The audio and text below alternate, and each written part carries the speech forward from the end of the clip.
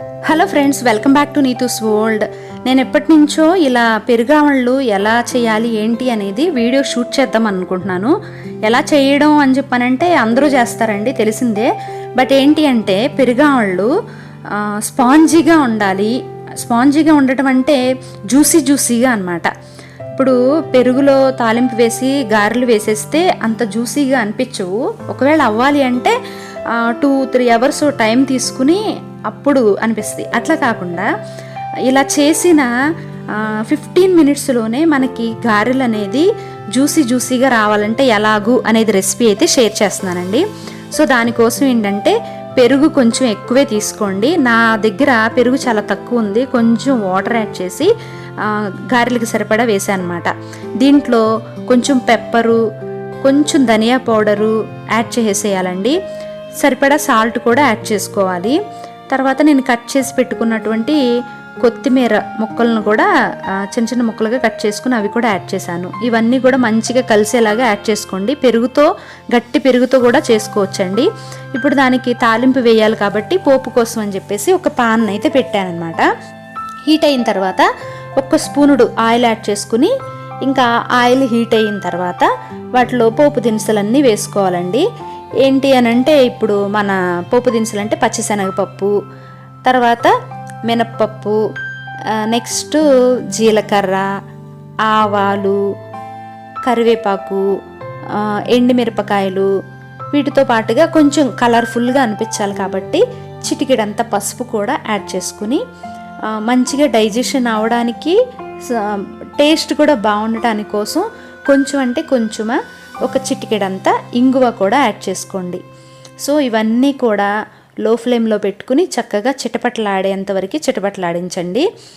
ఇప్పుడు చిటపటలాడిన తర్వాత పోపు కొంచెం చల్లారిన తర్వాతే మనం పక్కన కలిపి పెట్టుకున్నాం చూసారా, ఆ పెరుగుది దాంట్లో కలపండి. మరీ వేడిగా కాకుండా, ఎందుకంటే పెరుగులో బ్యాక్టీరియా ఉంటుంది కదా, సో దాన్ని డిస్టర్బ్ చేయకుండా ఉండటం కోసం అన్నమాట. కొంచెం వేడి చల్లారిన తర్వాత ట్రాన్స్ఫర్ చేసేస్తే మనకి మంచిగా స్ప్రెడ్ అయిపోతుంది అన్నమాట. నేను తీసుకున్నది చిన్న పాన్ అవ్వడం వల్ల సిమ్లో ఉన్నా సరే చాలా వేడిగా అనిపిస్తుంది చూసారా, పొగలు వస్తున్నాయి కదా ఇక్కడ. సో ఇప్పుడు ఏంటి అని అంటే మంచిగా ఇక్కడైతే నా పోపు అయితే ఏగిపోయిందండి. నెక్స్ట్ దీన్ని కొంచెం చల్లారి పెట్టేసి దాంట్లో కలపటమే.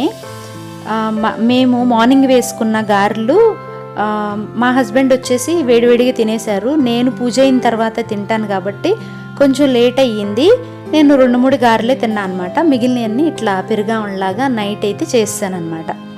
సో పెరుగావళ్ళు మా అబ్బాయికి చాలా ఇష్టం అండి. మా జోహి మాత్రం చాలా మంచిగా ఇంట్రెస్ట్గా తింటాడు.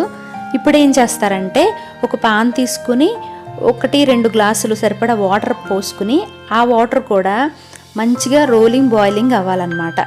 అలా అయ్యేంతవరకు వాటర్ని ఉంచి, ఇప్పుడు ఏంటి అంటే మనం గారెలు ఉన్నాయి చూసారా, ఆ గారెలు వాటిలో వేసేయండి. వేసేసి ఒక 5 నిమిషాలు అటు ఇటు తిప్పితే చాలండి.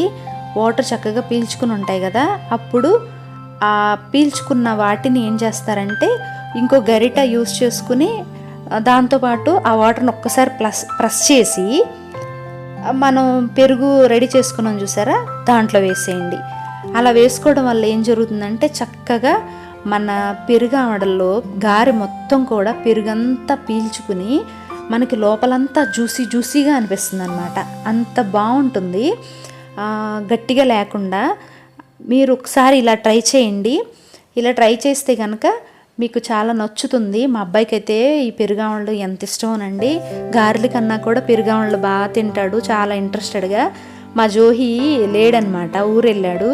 సో అందుకని ఈ పండక్కి జోహిని మిస్ అయ్యాం మేము. సో ఈ విధంగా మొత్తం కూడా గారెలన్నీ తీసేసుకోండి. అలా వేడి మీదే వేసేసేయండి. వేసేసి చక్కగా పెరుగావళ్ళు పెరుగు ఉంది చూసారా, చక్కగా స్పూన్తో మొత్తం ఒకసారి తిప్పేసుకోండి, అవి పీల్చుకునేలాగా అన్నమాట. ఇట్లా మొత్తం పీల్చుకునేలాగా తిప్పితే ఏం జరుగుతుందంటే వెంటనే ఆ పెరుగంతా కూడా లోపల వరకు పీల్చుకుని మనకు అది గారి ఏంటంటే జ్యూసీగా అనిపిస్తుంది అనమాట. సో మనకి లోపల పొడిగా ఉండటం కన్నా ఇట్లా జ్యూసీగా పీల్చుకుని ఉంటే ఆ టేస్ట్ బాగుంటుంది అనమాట. సో మీరు ఒక్కసారి ఇలా ట్రై చేయండి. ట్రై చేసి మీ ఇంట్లో వాళ్ళకి పెట్టండి, డెఫినెట్గా బాగుందని చెప్పి అంటారు. వాళ్ళు కామెంట్ ఇస్తే గనక నా కింద వీడియోలు మీరు ఎప్పుడు చేసుకున్నా సరే నా వీడియో కిందకి వచ్చి మీరు ఒక కామెంట్ అయితే షేర్ చేయండి.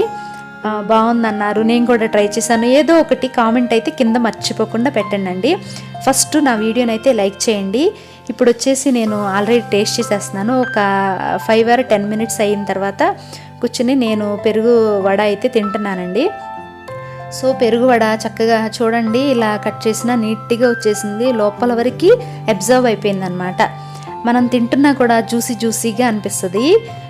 ఇప్పుడు గులాబ్ జామ్ ఎలా అయితే అనిపిస్తుందండి, సేమ్ అట్లాగే లోపల వరకు పెరుగంతా పీల్చుకుని ఆ తాలింపు అది ఉంటుంది కదా, అసలు చాలా బాగుంటుంది.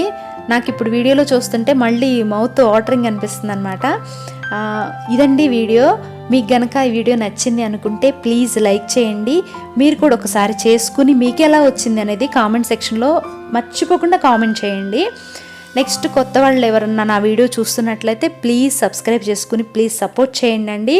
నా వీడియోని ఫుల్గా వాచ్ చేయండి. తొందరగా మానిటైజేషన్ అవ్వడానికి ట్రై చేస్తున్నాను. సో అందుకనే ప్లీజ్ నా వీడియోని ఫుల్గా వాచ్ చేయండి. మీ అందరికీ కూడా హ్యాపీ దసరా అండి. దసరా నవరాత్రులు నేను సింపుల్గా సెలబ్రేట్ చేసుకున్నాను. దసరా రోజు చేసినటువంటి రెసిపీ అండి ఇది.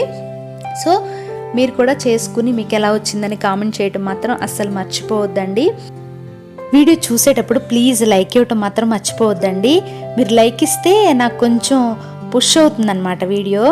ఓకే అండి, థ్యాంక్ యూ సో మచ్ అండి. లాస్ట్ వరకు వీడియో వాచ్ చేసిన అందరికీ, మీ అందరికీ దుర్గమ్మ తల్లి ఆశీస్సులు ఉండాలని మనస్ఫూర్తిగా కోరుకుంటూ హ్యాపీ దసరా అండి. Thank you, bye, take care.